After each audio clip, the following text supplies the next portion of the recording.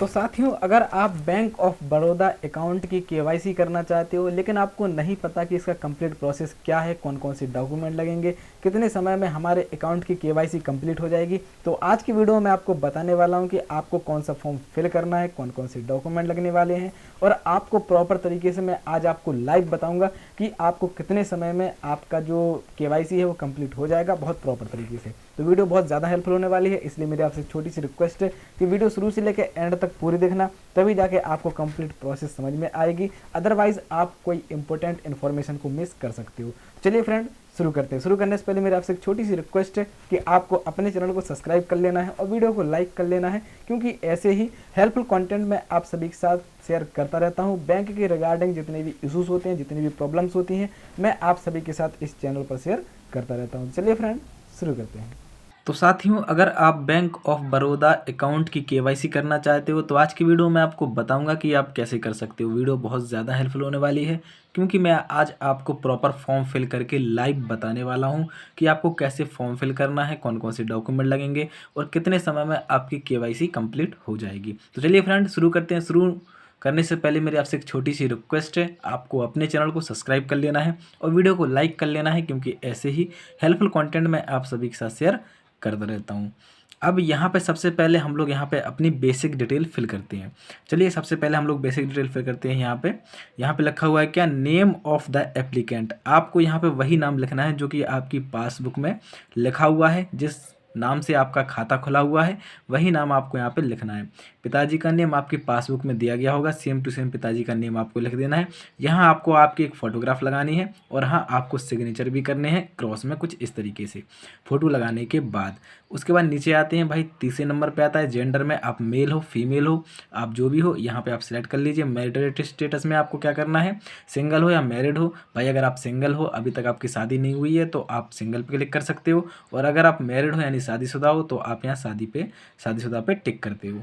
बहुत सिंपल तरीके से आगे की ओर आ जाना है। यहाँ पे लिखा हुआ है डेट ऑफ बर्थ। आपको डेट ऑफ बर्थ आपके आधार कार्ड में दी गई होगी बहुत प्रॉपर तरीके से। जो आधार कार्ड आपके बैंक अकाउंट में लगा हुआ है वो आपको यहाँ पे प्रॉपर तरीके से फिल कर देना है। चलिए अब नीचे की ओर आते हैं। लिखा हुआ है चौथे नंबर पर नेशनैलिटी यानी राष्ट्रीयता। आप कहाँ से बिलोंग करते हो, इंडिया से हो या फिर किसी अदर कंट्री से बिलोंग करते हो, तो वो आपको यहाँ पे प्रॉपर तरीके से मेंशन कर देना है। यहाँ पे आपको जैसे इंडियन हो आप तो इंडियन पे टिक कर दीजिए। अदरवाइज आप अदर कंट्री से अगर बिलोंग करते हो तो यहाँ पे आप लिख सकते हो कि भाई मैं कनाडा से हूँ। किसी भी अदर कंट्री से हो आप प्रॉपर तरीके से यहाँ पे फिल कर दीजिए। अगर आप किसी अदर कंट्री से बिलोंग करते हो तो आपको यहाँ पे प्रॉपर तरीके से अदर कंट्री को मेंशन कर देना है। जैसे कि आपका नेपाल हो गया, भूटान हो गया, अफगानिस्तान हो गया, पाकिस्तान हो गया। कोई अदर कंट्री से आप बिलोंग करते हो तो वो आप यहाँ पे मेंशन कर सकते हो। आगे की तरफ आते हैं स्टेटस। भाई आपके पास खुद का घर है या फिर आप किराए से रहते हो या फिर किसी प्रकार से आप अदर कंट्री से आए हुए हो और यहाँ पे रह रहे हो इंडिया में, तो आप वो भी यहाँ पे मेंशन कर सकते हो। रेजिडेंट मतलब आपका खुद का घर है। नॉन रेजिडेंट मतलब आप किराए से रहते हो, आप यहाँ के रहने वाले नहीं हो। फॉरेन नेशनल मतलब है कि आप विदेशी हो लेकिन इंडिया में रहने लगे हो। तो यहाँ पर आप वो तीनों चीज़ों में से अपने अकॉर्डिंग सिलेक्ट कर सकते हो। पाँचवें नंबर पे आता है पैन कार्ड। भाई पैन कार्ड आपका यहाँ पे उसका नंबर जो है आपको यहाँ पे फिल करना है। पैन कार्ड में आपका नंबर दिया गया होगा, प्रॉपर तरीके से मेंशन कर देना है। Unique identification number. Aadhaar card अगर आपके पास है तो आप यहाँ पे आधार कार्ड का नंबर आप प्रॉपर तरीके से मेंशन कर सकते हो। आधार कार्ड नंबर जो भी आपका है आप यहाँ मेंशन करिए। Specify the proof of identity submit. देखिए यहाँ पे हम लोग केवाईसी कर रहे हैं। केवाईसी करने के लिए आपको एक कोई भी आइडेंटिटी लगानी पड़ेगी फ्रेंड, चाहे आप आधार कार्ड की लगाइए चाहे आप पैन कार्ड की लगाइए। तो यहाँ पे आप चाहो तो दोनों में लगा सकते हो, अगर आपके पास दोनों हैं, और दोनों में से कोई एक आपके लिए कंपलसरी है, चाहे आधार कार्ड हो चाहे पैन कार्ड हो। तो यहाँ पे अगर आपका पैन कार्ड है तो आपको टिक कर लेना है, और यहाँ पे कोई दिक्कत नहीं। पैन कार्ड की आप यहाँ पे नंबर लिख चुके हो, पैन कार्ड का जो नंबर है वो आप यहाँ पे मेंशन कर चुके हो। नीचे की ओर आते हैं, एनी अदर प्लीज स्पेसिफाई। अगर आपके पास कोई दूसरा भी है, जैसे मान लीजिए भाई आपके पास पैन कार्ड भी नहीं है, आधार कार्ड भी नहीं है, तो कुछ तो होगा, वोटर आईडी होगा, ड्राइविंग लाइसेंस होगा, नरेगा कार्ड होगा, कुछ तो होगा, तो वो आप यहाँ पे मेंशन कर सकते हो कि भाई मैं इसके आधार पर अपने अकाउंट की केवाईसी कराना चाहता हूँ इस डॉक्यूमेंट के बेसिस पर। तो यहाँ पे आपको समझ में आ गया होगा। बेसिक डिटेल हम लोग फिल कर चुके हैं। चलिए अब आते हैं एड्रेस डिटेल पर। करेस्पॉन्डेंस एड्रेस, पत्राचार वाला एड्रेस, मतलब जहाँ पे बैंक आपको नोटिस भेज सके, प्रॉपर तरीके से आपको यहाँ पे मैं वो लिख देना है एड्रेस आपका। विलेज टाउन जहाँ पे आपका गांव है आपके आधार कार्ड के बेसिस पर, यहाँ पे दिया गया होगा, आपको लिख देना है, पिन कोड लिख देना है, स्टेट लिख देना है, कंट्री लिख देना है। सेम वही डिटेल आपको यहाँ फिल करनी है, वही एड्रेस फिल करना है फ्रेंड जो कि आपके खाते में लगा हुआ था। देखिए केवाईसी का मतलब यही होता है कि आपका अकाउंट बंद हो गया है, फिर अकाउंट आपका प्रॉपर काम नहीं कर रहा है, फिर कोई इशू आ रहा है, तो उस अकाउंट को दोबारा से आपको स्वचालित रूप में उसको चालू करने के लिए बहुत प्रॉपर तरीके से आपको केवाईसी करवानी पड़ती है। तो यहाँ से देखिए अब नीचे की ओर आते हैं थोड़ा सा, ये आपको डिटेल फिल हो गई, आपका एड्रेस हो गया। दूसरे नंबर पे आता है यहाँ पे specify the proof of address submitted for correspondence address. मतलब ये कि जो आपने ऊपर की ओर एड्रेस यहाँ पे फिल किया हुआ है उसका कोई आपके पास एक प्रूफ होना चाहिए, कोई भी लीगल डॉक्यूमेंट होना चाहिए। वो डॉक्यूमेंट आपको प्रॉपर तरीके से यहाँ पे मेंशन कर देना है, जैसे आपका आधार कार्ड हो गया, आपका पैन कार्ड हो गया, ड्राइविंग लाइसेंस हो गया, कुछ भी आपके पास आइडेंटिटी होगी वो आइडेंटिटी आपको यहाँ पे मेंशन कर देनी है। कॉन्टैक्ट डिटेल में आपको आना है भाई telephone number, telephone registration number, fax number, mobile number, email ID.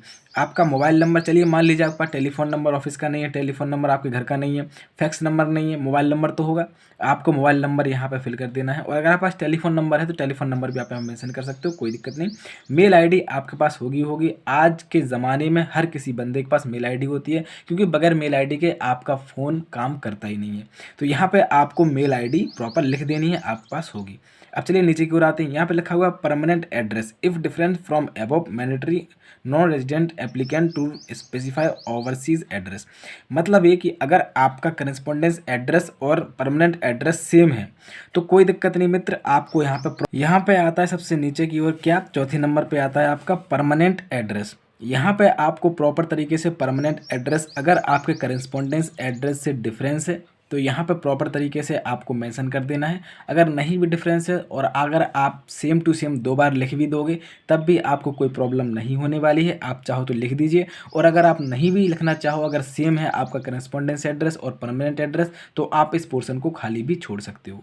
चलिए अब आते हैं specify the proof of address submitted for permanent address. मतलब है कि अगर आपका परमानेंट एड्रेस डिफरेंस है, यानी करस्पॉन्डेंस एड्रेस से अलग है आपका, तो आप यहाँ पे कोई एक आईडी लगाइए अपनी, जैसे आधार कार्ड हो गया, पैन कार्ड हो गया, जैसे कि आप यहाँ पे करस्पॉन्डेंस में लगाए थे, ऐसे ही आपको परमानेंट आईडी भी लगानी पड़ेगी। कोई एक ऐसा लीगल डॉक्यूमेंट लगाना पड़ेगा, गवर्नमेंट आईडी आपको लगानी पड़ेगी, जिससे कि बैंक ये क्लैरिफाई कर सके कि भाई ये आपका एड्रेस बिल्कुल सही है, आप यहाँ के रहने वाले हो। तो साथियों आपको समझ में आ रहा होगा प्रॉपर तरीके से, ये एड्रेस था जो कि मैं आपको बता दिया हूँ। एड्रेस में आपको अब कोई भी कन्फ्यूज़न नहीं होगी।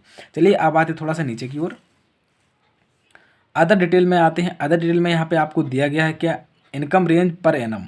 मतलब आपकी हर साल कितनी इनकम हो जाती है, यानी 1 से 5 लाख के बीच में, 5 से 10 लाख के बीच में, प्रॉपर तरीके से आप यहाँ पे मेंशन कर सकते हो। Gross annual income detail please specify, मतलब साल भर में आप कितना कमा लेते हो वो आप यहाँ पे लिख सकते हो कि भाई मैं साल भर में इतना कमा लेता हूँ। साल भर में 1 लाख कमा लेते हो आप, 1.5 लाख कमा लेते हो आप, 2 लाख कमा लेते हो, जितना भी आप कमा लेते हो साल भर में वो आप यहाँ पे मेंशन कर सकते हो। तो प्रॉपर तरीके से हमारा ये फॉर्म है फिल हो चुका है। चलिए हम लोग आते हैं पीछे की ओर। तो यहाँ से अब आपसे पूछ रहा है कि भाई आपका ऑक्यूपेशन क्या है, मतलब आप करते क्या हो, प्राइवेट सेक्टर में आप काम करते हो या फिर पब्लिक सेक्टर में काम करते हो, गवर्नमेंट सर्विस करते हो आप, हाउस वाइफ हो, रिटायर्ड हो, स्टूडेंट हो, आप जो भी हो आप यहाँ पे प्रॉपर तरीके से टिक कर सकते हो। और यहाँ पे आप मेंशन कर सकते हो एक बार फिर से कि भाई मैं स्टूडेंट हूँ या फिर मैं आर्किटेक्ट हूँ या किसान हूँ, जो भी हो आप यहाँ पे प्रॉपर तरीके से मेंशन कर सकते हो। अब आते हैं नीचे की ओर, please take if applicable potentially expose person PEP related to politically expose person. मतलब है कि आपको, अगर आप राजनीति से समझौता रखते हो, किसी भी प्रकार का राजनीति में आप हो तो आप यहाँ पे टिक कर सकते हो। अगर आप खुद ही राजनीति में हो तो आप यहाँ पे टिक कर सकते हो। अगर आपका कोई रिलेशन वाला राजनीति में है तो आप यहाँ पे टिक कर सकते हो, जिससे कि आपका बिल्कुल खास रिलेशन हो। ऐसा नहीं कि चाचा का, मामा का, फूफा का, ऐसा नहीं चलेगा भाई। आपका खास, आपके घर से कोई राजनीति में है तो आप यहाँ पे टिक लगाइए, अदरवाइज़ आप इसको खाली छोड़ दीजिए। यानी अदर इन्फॉर्मेशन, अगर आप कोई और इन्फॉर्मेशन फिल करना चाहते हो यहाँ पे तो वो फिल कर सकते हो राजनीति के अकॉर्डिंग। या फिर आपको कोई प्रॉब्लम है कि भाई नहीं सर मेरे साथ ऐसा कभी नहीं हुआ है, मैं किसी भी राजनीति से कोई संबंध रखता था लेकिन अब नहीं रखता हूँ, तो वो भी आप यहाँ पे मेंशन कर सकते हो। डिक्लेरेशन में भाई आपको यहाँ पे आपके सिग्नेचर करनी है वही सिग्नेचर करनी है जो कि आपके खाते में लगे हुए हैं। बहुत से भाई बंधु हमारे इसमें मिस्टेक कर देते हैं, गलती से वो गलत सिग्नेचर कर देते हैं, फिर बाद में उनका फॉर्म रिजेक्ट हो जाता है, तो वो परेशान होते रहते हैं। तो यहाँ पर सिग्नेचर आपको बहुत सोच समझ के करना है और गलती तो बिल्कुल भी नहीं करनी है। आगे आते हैं डेट आपको उसी दिन की फिल करनी है जिस दिन आप ये फॉर्म अपनी बैंक ब्रांच में सबमिट करो। प्रॉपर तरीके से आपको डेट उसी दिन की फिल कर देनी है। अब नीचे की ओर आएंगे, यहाँ पे लिखा हुआ क्या, फॉर ऑफिस यूज़ ओनली, मतलब ये कि भाई आपको यहाँ पे अब नीचे की ओर कुछ भी फिल नहीं करना है, आपका फॉर्म फिल हो चुका है। चलिए अब बात कर लेते हैं कि इसमें डॉक्यूमेंट कौन कौन से लगेंगे। तो साथियों डॉक्यूमेंट में आपको कुछ नहीं लगाना है, जैसा कि मैं आपको बताया था कि आपके एड्रेस बेसिस पर भी आपने यहाँ पे 2 डॉक्यूमेंट लगाए हुए हैं, पैन कार्ड, आधार कार्ड, जो भी आपने डॉक्यूमेंट लगाया है प्रूफ के तौर पे, यहाँ पे जिसका नंबर डाला हुआ है उसी की आपको फ़ोटोकॉपी ले लेनी है। उसी की आपको फ़ोटोकॉपी ले लेनी है। एक आपको पासबुक की फ़ोटोकॉपी ले लेनी है, 2 फ़ोटो ले लेनी है। अगर लगें तो पहली बात तो फ़ोटो की ज़रूरत नहीं पड़ेगी। और आपको क्या करना है कि ओरिजिनल भी अपने साथ में लेकर जाना है। देखिए होता क्या है, किसी किसी बैंक ब्रांच में वो डिमांड कर लेते हैं कि भाई अपना ओरिजिनल दिखाइए, हमको विश्वास नहीं है आपके ऊपर कि आपने बिल्कुल यहाँ पर सही डिटेल भरी है। तो बहुत से जो एम्प्लॉय होते हैं, बैंक कर्मचारी होते हैं, वो आपके ऑफलाइन जो डॉक्यूमेंट होते हैं, ओरिजिनल डॉक्यूमेंट होते हैं, जैसे आपका ओरिजिनल आधार कार्ड हो गया, ओरिजिनल पैन कार्ड हो गया, तो वो भी आपके चेक कर सकते हैं। इसलिए आपको परेशान नहीं होना, आपको साथ में लेकर जाना है। तो साथियों तीनों को अटैच करके आपको आपके बैंक में ब्लॉक दे देना है और कहना है कि सर मेरा जो अकाउंट की केवाईसी है वो कर दीजिए और मेरा जो खाता है वो प्रॉपर तरीके से काम करने लगे। मैं आशा करता हूँ कि आज की वीडियो आपको पसंद आई होगी। वीडियो अच्छी लगी हो तो चैनल सब्सक्राइब कर लीजिए और वीडियो को लाइक कर लीजिए, क्योंकि ऐसे ही हेल्पफुल कंटेंट मैं आप सभी के साथ शेयर करता रहता हूँ। मिलते हैं अगली वीडियो के साथ, तब तक के लिए ख्याल रखिए अपना, स्वस्थ रहिए, मस्त रहिए। Thank you so much.